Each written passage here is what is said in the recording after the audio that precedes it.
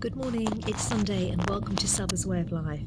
I'm at the front of the house today and I just want to show you the plants and basket I've put outside here because it faces south, which means it'll get sun. So I'm using all the space here in the front and the back garden to grow flowers and fruit. So here goes. Well, this is the hanging basket that's outside the door, and doesn't it look stunning? Again, this is what we made, my mother and I together.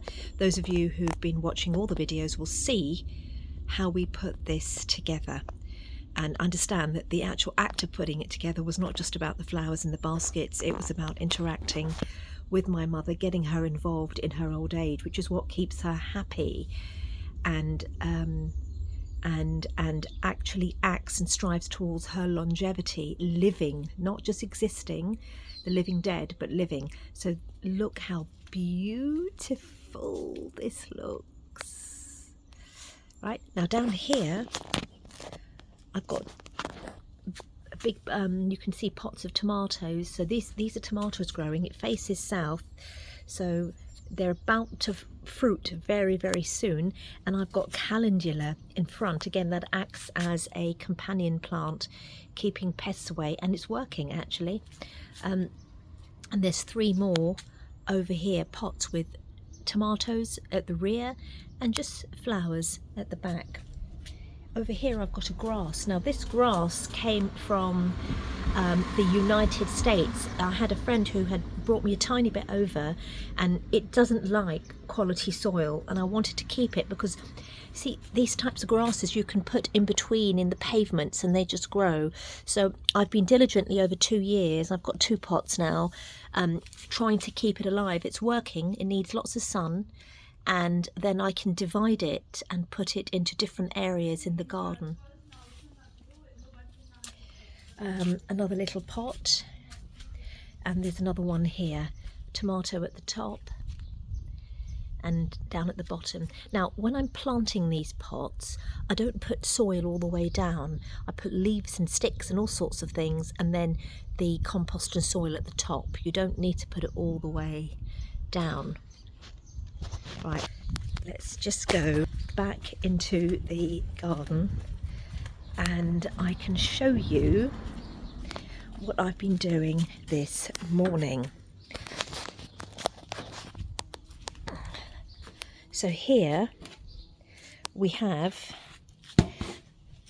just look at the garden, isn't it beautiful? Here I've been harvesting leaves. Now this is the thing, see, you have seen from when I sowed the seeds to now when I'm harvesting. I'm going to take this out in the sun so it just looks nice.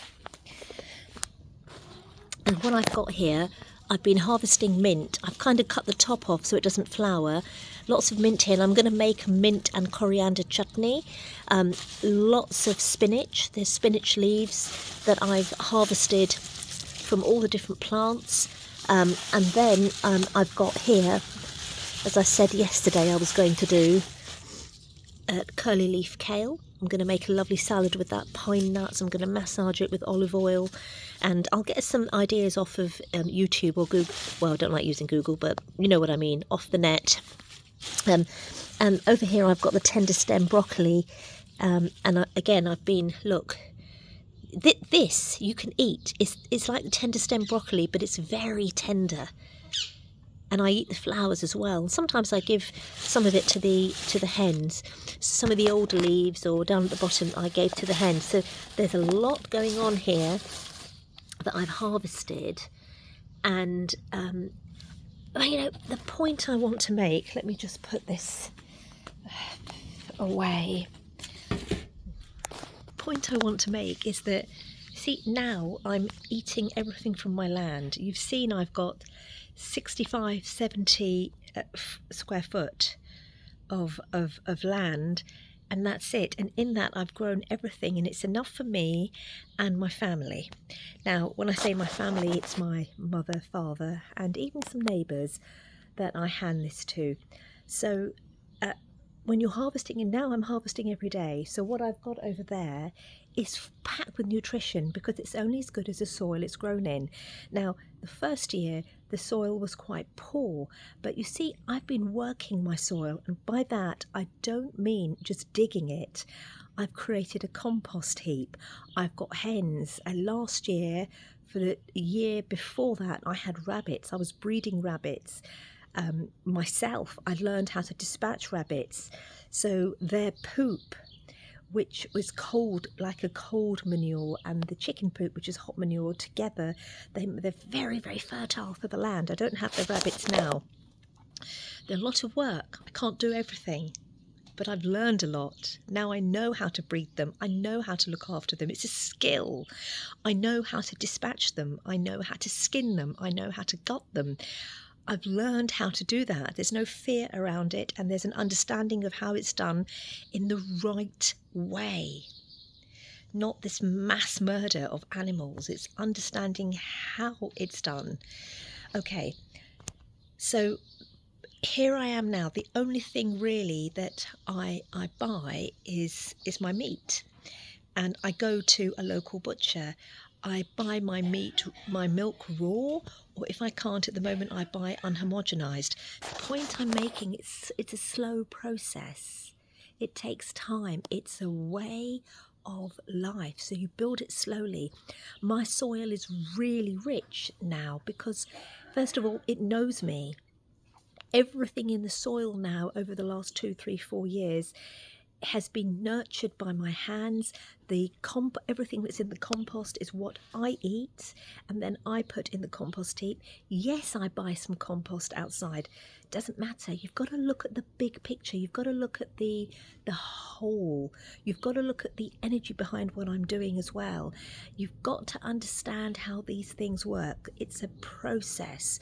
I'm using biodynamic principles, so I've got nature on my side, growing according to the lunar rhythms, which clearly is working. I have a lot of my colleagues and friends who are gardeners who haven't had as much success, and it's not just because I'm using the lunar rhythm. It's because I'm using biodynamic principles, the lunar rhythm. It's the way I live, what time I get up, how I nurture the plants, look after them, where I plant them, my mind. I commune with my plants. I talk to them. They respond to me. You've got to understand nature is alive. I don't know if any of you watched that near-death experience video that I posted, and there's lots of them, and they talk about when they die and then they go to what they deem as heaven. Again, that's another whole story, right? But what they say, the point I want to make is what they actually say in those videos is that when they're walking through heaven and they see the grass, it's like nothing they've ever seen before. They look at the plants, it's like they're magnified in colour and they're alive. Because it is. You can create your heaven while you're on earth. There's a lot I can say about that. Everything is alive, and when you start to realize that, you start feeling it, and the plants, the grass, the environment, the air, the trees respond to you. In order to do that, you've got to start somewhere. It's not, I'll do it tomorrow. You know, I know somebody who's going to do everything tomorrow. 5, 6 years have passed and she's done nothing. Maybe a tiny bit, but you know, you've got to act. It's the action, and it's the little things that you do every day that create what I've created here. The little things, and your attitude as well. Do you understand? And while I'm working towards, we're always learning, working towards becoming healthier in every way of mind, body and spirit, even though I know I am in general, well, definitely am, but you're always trying to improve yourself, because I need my mind to be working at its optimal level, so I make the right choices in life so that I can learn and gain knowledge and then teach others and serve my community. That's what we're here to do with whatever gift we have. This is really important. This is the kind of stuff you should be teaching your children. I'm going to take you just in the house to show you what. So I had to keep the door shut because there's flies everywhere. But here I've got strawberries. I've washed these strawberries. These are from the harvest this morning, early this morning when I went to pick those leaves. And I can tell you, look at that. They are so sweet. They're bursting with flavour. Now, last year they were not bursting with flavour. Last year I didn't have many. The year before that they weren't. This year they're full of flavour. Now, why do you think that might be? It's because I've worked and nurtured my garden and soil, and they're giving back. That's how it works. I've tried to keep everything in alignment to nature's principles. I've used the lunar rhythms. There's reasons for it. It's not just because, hey ho, you've got strawberries. Look at the nature of the strawberries. Because I've worked with nature's rhythms and I understand how it works. This is not woo-woo. This is how our ancestors used to live. And you can create that, whatever space you've got, you can create that harmony within. And that is the real medicine. The issue we've got is that we're so far gone and we're so diseased and ill that we may need, well, we do, because there are thousands that need help into activating their body to do its own thing.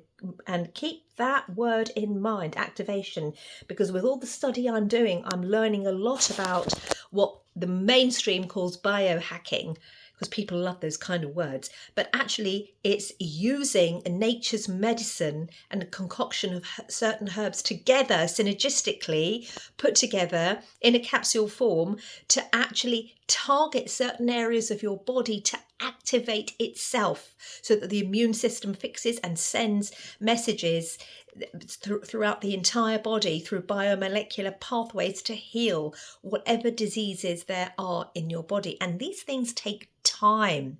But for the key for these things to work is that you have to understand how they work. Because once you understand and how they work, you can visualize it working inside your body. And the visualization technique is very powerful.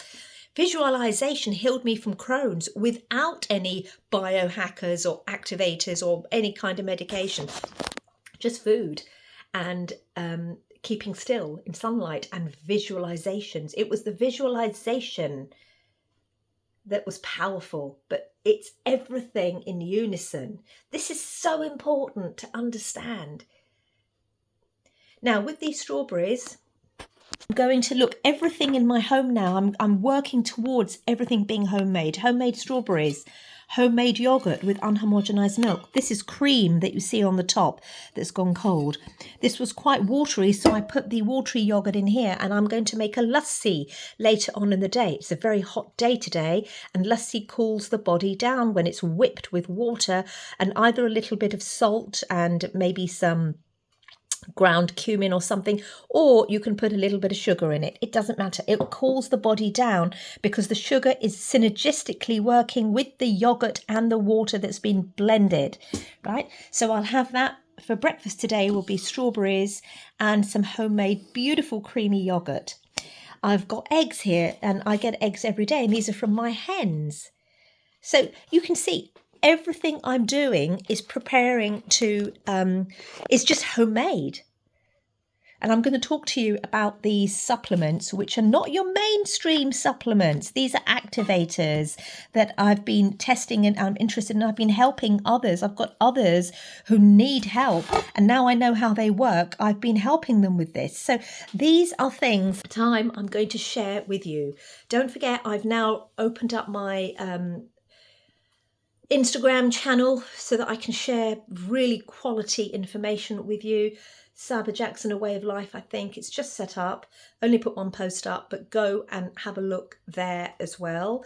Most of that information will be here. If you haven't got Instagram, don't worry. I think a lot of it will be here too. But some people are Instagram junkies, and it will only be one post a day, 5 minutes. None of this editing bullshit, just information so that people get to know what I do and hopefully adopt some of the most valuable valuable activities in life that work towards your health, your mind, and help you understand how to think so that you can pull yourself away from the enslaved pattern of mainstream media and start working with your communities and your families and with proper movements to gather together and change the system. It's a paradigm shift. You've got to change your way of thinking.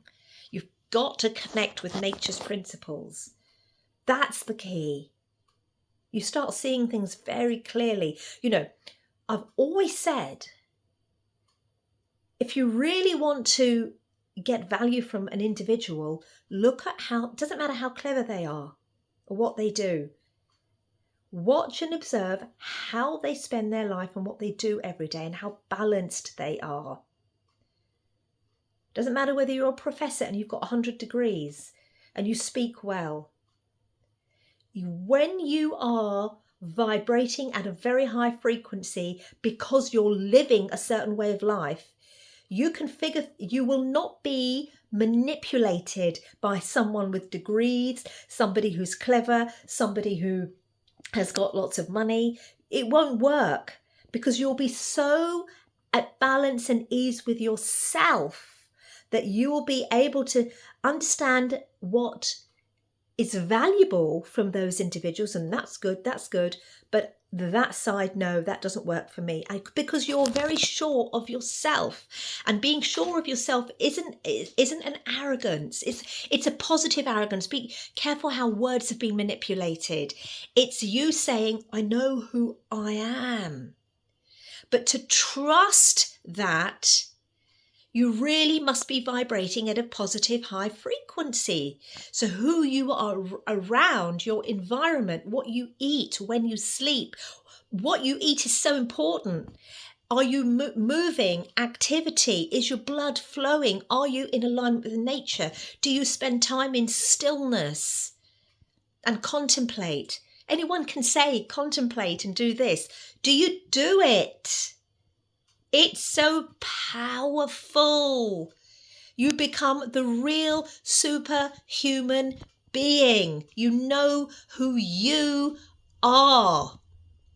And from that point, that frequency emanates such a strong frequency, it hits the brains of those around you and even those across the waters. It's that powerful.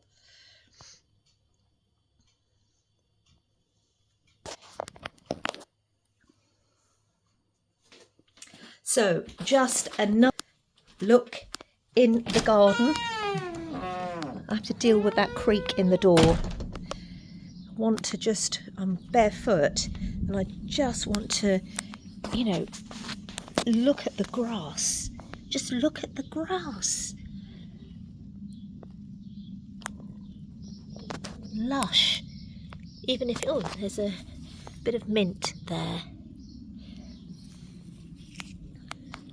Have a wonderful Sunday, whatever you're doing.